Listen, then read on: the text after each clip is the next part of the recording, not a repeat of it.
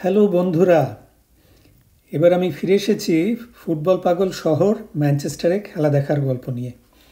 Football প্রেমী ছেলেমেয়েদের উৎসাহেই এখানে আসা। ব্রিটেনের শিল্প বিপ্লব শুরু এই ম্যানচেস্টারে। একই সঙ্গে ফুটবলের তীর্থ এই ম্যানচেস্টার। ইংলিশ প্রিমিয়ার লিগের দুই নামী আর পুরনো ক্লাবের শহর।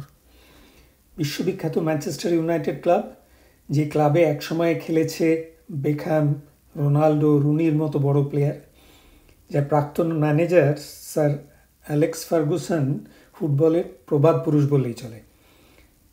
আর অন্যটি ম্যানচেস্টার সিটি, যারা রিসেন্টলি কয়েক বছর ধরে একদম টপ ফর্মে খেলছে এবং লিগ চ্যাম্পিয়নও হয়েছে বেশ কয়েকবার। ছেলে এবং মেয়ে দুজনেই ম্যানচেস্টার ইউনাইটেডের ফ্যান, অতএব মা বাবার সেই ক্লাবের সাপোর্টার না হয়ে উপায় কি। 2024 সিজনে অবশ্য টিম সেরকম ভালো খেলছে না, সে যাই হোক। অনেক কাঠখড় পুড়িয়ে আমরা থাকার জায়গা পেয়েছি হিলটন গার্ডেন ইন ওল্ড ট্র্যাফোর্ডে। এই হোটেলের বিশেষত্ব হলো ব্রেকফাস্টের এরিয়া থেকে সামনে ওল্ড ট্র্যাফোর্ড ক্রিকেট স্টেডিয়াম সরাসরি দেখা যায়। Old Trafford Lancashire county cricket ক্লাবের মালিকানায় আছে। সকালে কিছু খেলোয়াড় প্র্যাকটিস করছে। একদিকে প্যাভিলিয়নটি বেশ আকর্ষণীয়। ব্রেকফাস্ট করতে এসে ব্যাপারটা বেশ রোমহর্ষক মনে হলো।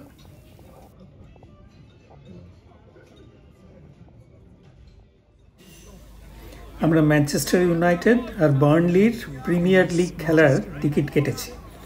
হোম গ্রাউন্ডে খেলবে ম্যানচেস্টার ইউনাইটেড। সকাল থেকেই স্টেডিয়ামের কাছে উৎসবের আমেজ। আমরা যখন হোটেল থেকে ম্যানচেস্টার ইউনাইটেড ক্লাব স্টেডিয়ামের দিকে যাচ্ছি, রাস্তার পাশে দোকানগুলোতে হই হই করে ম্যানচেস্টার ইউনাইটেড ব্র্যান্ডের জিনিস বিক্রি করছে। টি শার্ট, মাফলার, ব্যাজ, টুপি, এইসব। People queuing up to enter the mega store and to buy merchandise.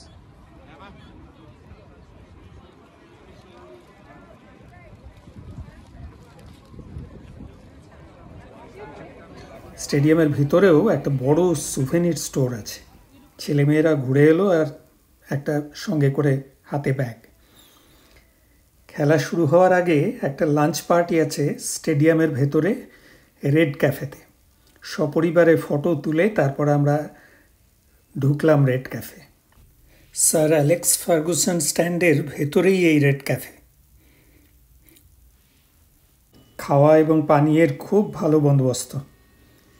তার মধ্যেই free style football world champion তার বল কন্ট্রোলের কেরামতি 2 মিনিট দেখালো, একেবারে আমাদের টেবিলের পাশে। আমি মন্ত্রমুগ্ধ হয়ে দেখছিলাম।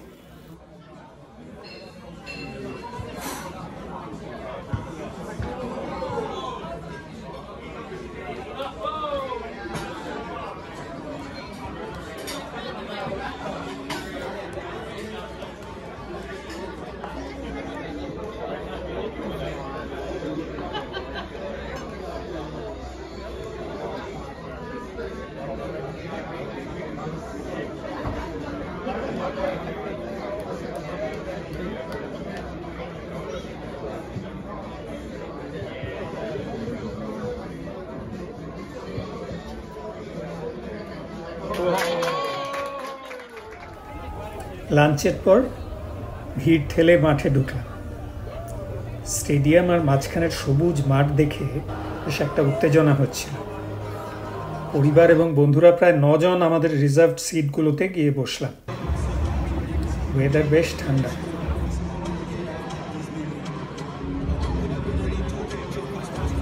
খেলা শুরু হয়নি তখনও দুই টিমের খেলোয়াড়রা মাঠে গা গরম করছে। ম্যানচেস্টার ইউনাইটেড টিমে আছে ক্যাপ্টেন ব্রুনো ফার্নান্ডেস। খেলবে নতুন টিনেজ সেন্সেশন ওবি মেনুও। স্টেডিয়ামের এত ওপর থেকে গোটা মাঠ এত ভালো দেখা যাবে আমি আশা করি। প্রায় ৭৪,০০০ দর্শক ধীরে ধীরে মাঠে ঢুকছে। খানিকক্ষণ পরে কানায় কানায় ভর্তি স্টেডিয়াম।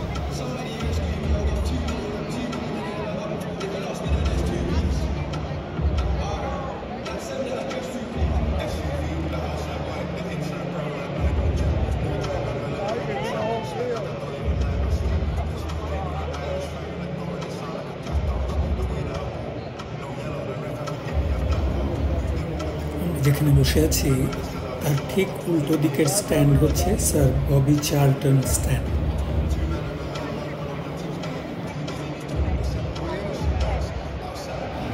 তারপর খেলোয়াড়রা ড্রেসিং রুমে ফিরে আবার জার্সি পরে লাইন করে ঢুকে। দর্শকদের উৎসাহ আর উত্তেজনায় গ্যালারি ফেটে পড়ছে। ক্লাবের থিম সং গাইছে অনেকে সমস্যা।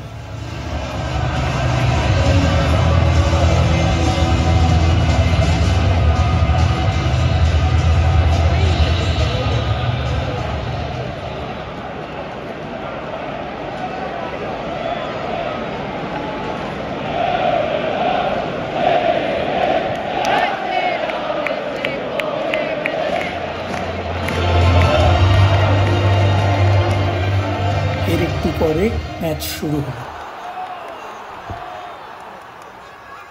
অ্যাট্যাক কাউন্টার অ্যাট্যাক এই চলছিল অনেকক্ষণ। হাফ টাইম পার হয়ে তবে একটা গোল করল ম্যানচেস্টার ইউনাইটেড। ৭৯ মিনিটে দারুণ গোল করলেন অ্যান্টনি, প্রায় একক প্রচেষ্টায়। এরপর ম্যানইউ জিতবে এটাই আশা ছিল, কিন্তু বার্নলি একটা পেনাল্টি শট পেয়ে গেল হ্যান্ডবল হওয়ায়। পেনাল্টিতে গোল দিয়ে আবার সমান সমান করে দিল বার্নলি। গ্যালারি প্রতিবাদে সরব। অপোনেন্ট গোলের কাছে বল দেখলেই সাপোর্টাররা গলা ফাটিয়ে চিৎকার করছে। আমরাও গলা মেলাচ্ছি। একটা ইলেকট্রিফাইং অভিজ্ঞতা।